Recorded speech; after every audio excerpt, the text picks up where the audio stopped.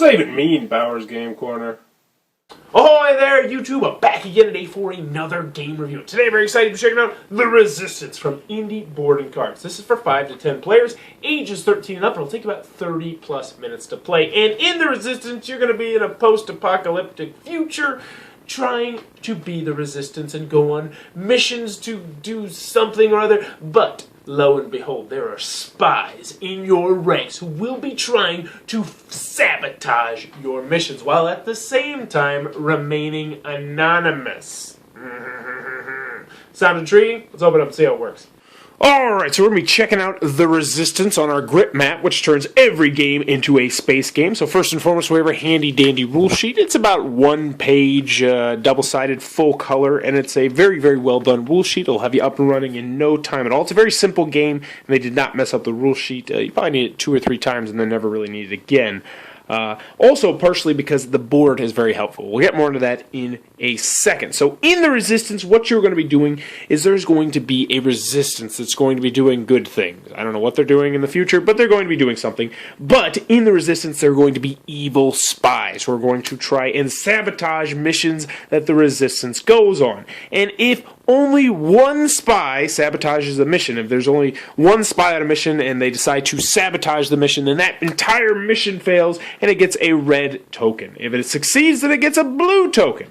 And the first team that is able to get 2, 3 of their tokens on the board is going to be the winning team. Clear as mud? Well, let's go over the components and we'll get into the gameplay so you can see exactly what's going on here. So I do want to start off by mentioning I don't have the first player card, so we're going to use this model statuette of Carlton Fisk as the first player statue. I think it actually fits the theme of the game a little bit better. So first and foremost, let's get to the board, because this is going to be at the center of the table and is extremely useful and will teach you a lot you need to know about this game. So the game is from 5 to 10 players, and depending on how many players you have, this is going to show you how many people are going to be on which team. So for instance, there's going to be 6 good guys who will be dealt out blue cards if you have a 10-player game, and 4 red guys, 4 spies, and 6 and 3, and 5 and 3, and 3 and 2, so on and so forth. Also, over here, it's going to show you how many people you are going to send on the missions, depending on how many people you have. So for instance, if you have a 7-player game and you're going on mission number 3, then you would say, all right, I'm going to be sending, the first player is going to be sending 3 people out on this mission. One important thing I want to note right here is this blue 4. And a lot of times people are like, why is the blue 4? That only matters if you are in a bigger game, because in a bigger game, if you get to that round, you actually need 2 fails to lose the game.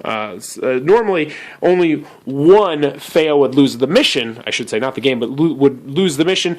But once you get to the 4th round, if you have at least 7 players, you have to have 2 fails only on that 4th mission to fail the mission. So that actually kind of balances the game out a little bit.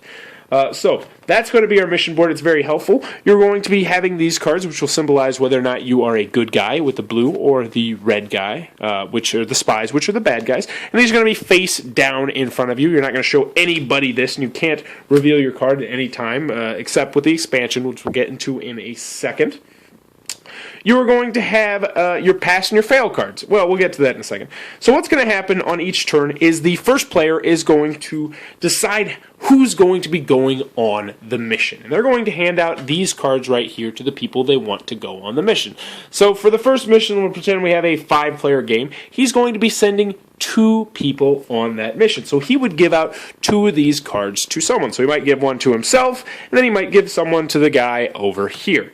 Now, that doesn't mean they're going to be going on the mission, because these cards are going to come into play, and each and every player is going to have one of these cards. One of them is in a pass, and one of them is a fail. And what everyone's going to do is they're going to put them out in the middle, depending on what they want to pass or they fail. Then at the same time, everyone is going to reveal, and the majority rules. So if the majority says that this vote is going to pass, then the mission is going to go through, and this crew, this guy and the first player, and the first player doesn't have to pick himself, he can pick anybody he wants, but anywho, is going to go on that said mission. So we're going to pretend that in fact this mission did pass, more people said that this mission is going to go through, so now these 2 players, and only these 2 players, are going to get 2 cards. They're going to get a pass card and a fail card, and they are going to secretly, very, very secretly, this is important, put one into the main deck, which is going to get revealed, field, and then put one into the discard deck. So we'll put them in there, and then we're going to shuffle them up, and we're just going to do this for sake. So, and you're shuffling it up so you won't know which card which player played, and then you're going to reveal them very slowly and seductively if you want to really spice up the games. So we'd say, oh, well, we'll do it like this. We got one pass. Oh, that's one fail. So we got one pass and one fail, which means, oh no, that mission failed. So now the first player marker is going to go to the next player. And what they now know, and this is what this game is all about, is trying to figure out all the secret information, is that either this guy or that guy is a spy. But he doesn't know which person necessarily is a spy. Now I do want to mention that if you are a good guy, if you are on the blue team, you always have to play a pass card like this. You can play pass or fail on these whenever you want. But this, you always have to play a pass card. However, if you are a spy, and for instance, you want to try and be sneaky, you can play a pass card instead of a fail card, just so you can say, all right, I'm on the good guys team, everybody. Don't look at me. Send me on the important missions later on. But anywho, you're going to continue going around and doing that, sending various different people on missions. Now, I mentioned that this goes out and everybody is going to vote. What's going to happen is if, for instance, a mission fails, then what's going to happen is this first player is now going to be moved over there, and then they are going to send different players out on the mission. And if, I think it's 5 times, if 5 times these missions get vetoed, then the spies automatically win. That rarely ever happens, but it can happen. You're going to continue keeping track on the board, and the first person, or the first team to get all 3 of theirs on the board will be the winner. They also include a black token right here in case you forget what round it is, but if you forget what round it is, you're probably a moron. So, that is the Resistance, but that's not all, because inside of the box in both the first version of the game that I have and the second version, they also include an expansion called The Plot Thickens, which is, here's the handy dandy rule sheet for that. It's 1 page, double-sided, and it is a pretty simple mission. Essentially, when someone goes out on a mission, what's going to happen is they're going to draw a predetermined number of these plot cards, take a look at them, and then they're going to give them to 2 other players or 3 other players, however many, or 1 other player, depending on how many people are playing in the game. They can't keep it for themselves, but these are going to do very, very special things. So for instance, this symbol right here means it's going to go face up, and now you have to do this for the rest of the game. So this one, you must vote first and publicly for the rest of the game when you're doing this. So this is going to be a lot of public information that's going to possibly sway the people vote. This one, in the spotlight, you can choose another player to submit their mission card face up. That's a big one. So for instance, as you played that card on somebody and they're a spy, they might be like, I don't want to reveal myself just yet. So they might play a pass when otherwise they might have wanted to play a fail. So it can really change the ebb and flow of the game. We'll take a look at a couple more of these. Open up. You must reveal your character card to 1 player of your choice. Now you're saying, I almost forgot one huge rule. At the beginning of the game, everyone's going to close their eyes and the spies are going to open their eyes and look at each other. I should have mentioned that way at the beginning. But at the beginning of the game, the spies are going to open their eyes, look at each other so they will know who they are. So they're going to be working together the entire time, whereas the good guys aren't going to know who the spies are or who the other good guys are. So that one, you must reveal your character card to 1 player of your choice. You may null and approve vote and force a leadership change.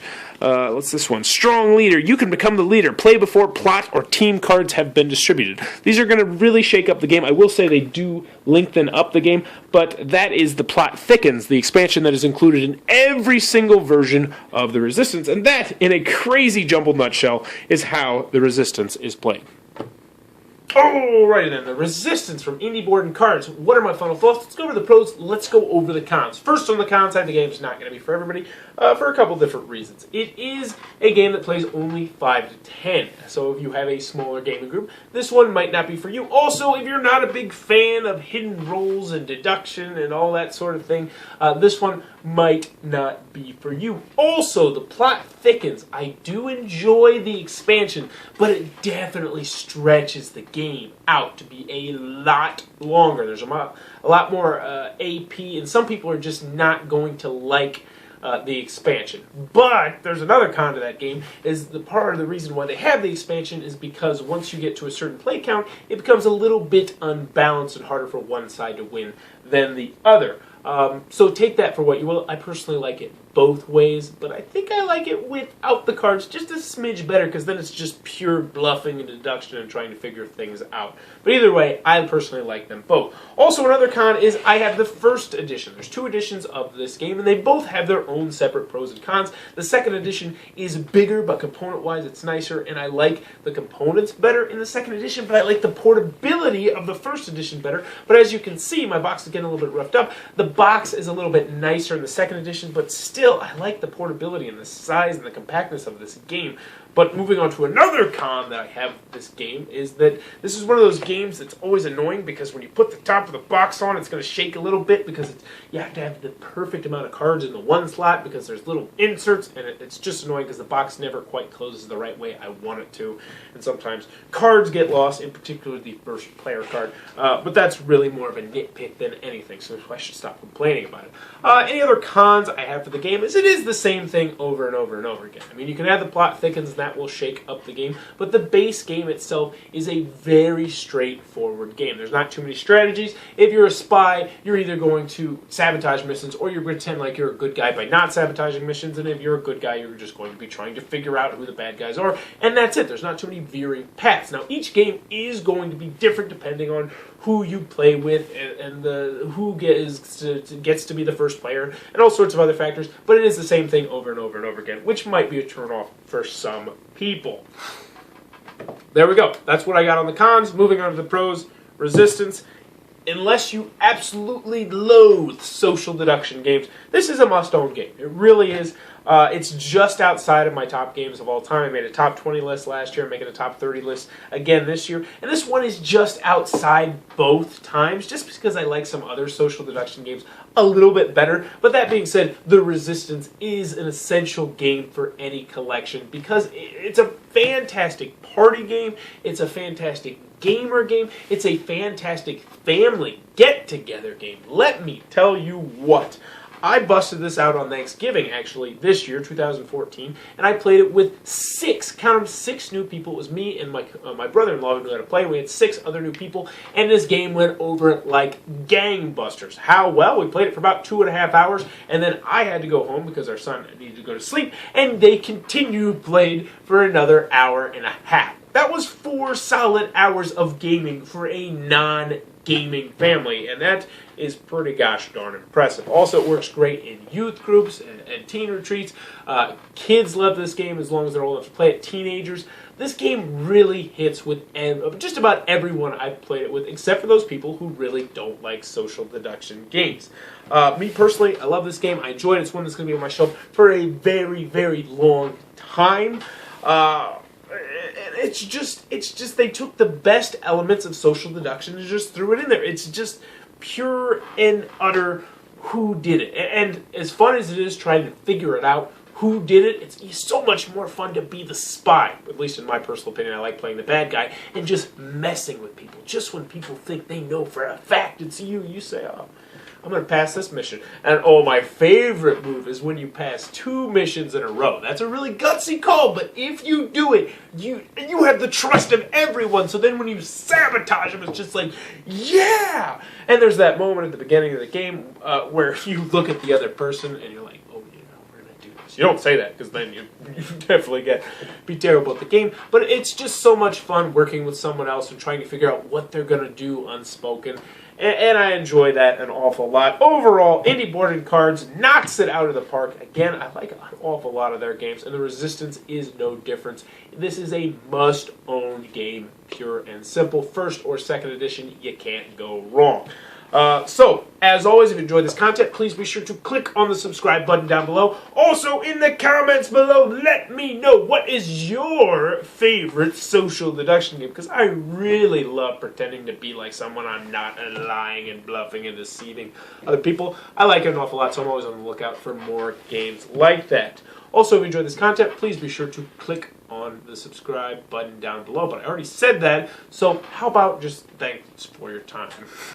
That was the review of The Resistance. For more reviews and previews, check back at Bauer's Game Corner. Wow, from fake out of the box game. Out of the box game. Oh, I should probably turn off the camera.